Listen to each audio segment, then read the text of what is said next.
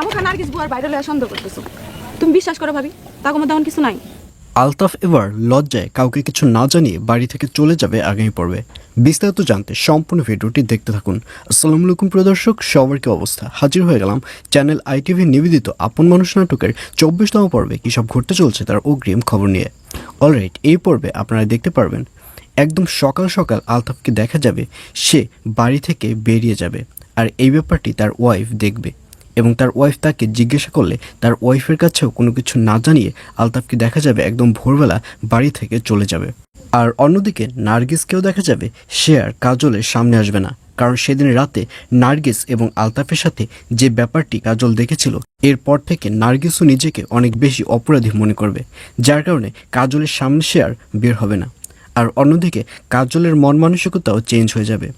কাজল আলতাফের সামনে বলেছিল যে সেবার সবার সামনে নয়নতারার হাত ধরবে, কারণ আলতাফ যেহেতু কাজলের বোনের হাত রাতে ধরেছে, এবার কাজল আলতাফের বোনের হাত দিনের বেলায় সবার সামনে ধরবে। এরকম প্রতিশ্রুতি দিলেও কাজল যখন জানতে পারবে যে আলতাফ বাড়ি ছেড়ে চলে গেছে, তখন কাজলকে দেখা যাবে সে আলতাফদের বাড়ি পাহারা দিবে এবং আলতাফের যে বোন রয়েছে তার বোনের প্রতি একটা মায়ার সৃষ্টি হবে।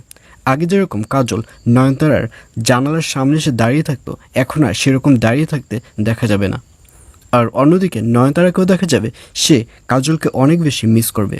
সে যখন পড়তে আসবে তখন জানালার দিকে তাকাবে, দেখবে যে কাজল এসেছে কিনা, কিন্তু সেখানে কাজলকে দেখতে পারবে না এবং সবসময় ঘুম থেকে উঠেই জানালার দিকে তাকাবে এবং তখনও দেখতে পারবে না।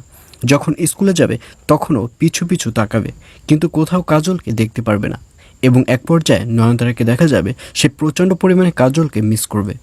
আর অন্যদিকে আলতাফকে দেখা যাবে সে মূলত তার বোনের শখ পূরণ করার জন্যই দূরে চলে যাবে। আসলে আলতাফের বোনের সাইকেল চালানোর খুব শখ, আর এই শখটি আলতাফকে বলার কারণে আলতাফ এবার সিদ্ধান্ত নিবে যে সে দেশের বাইরে গিয়ে কোনো কাজকর্ম করে সে সাইকেল কেনার একটা টাকা জোগাড় করবে।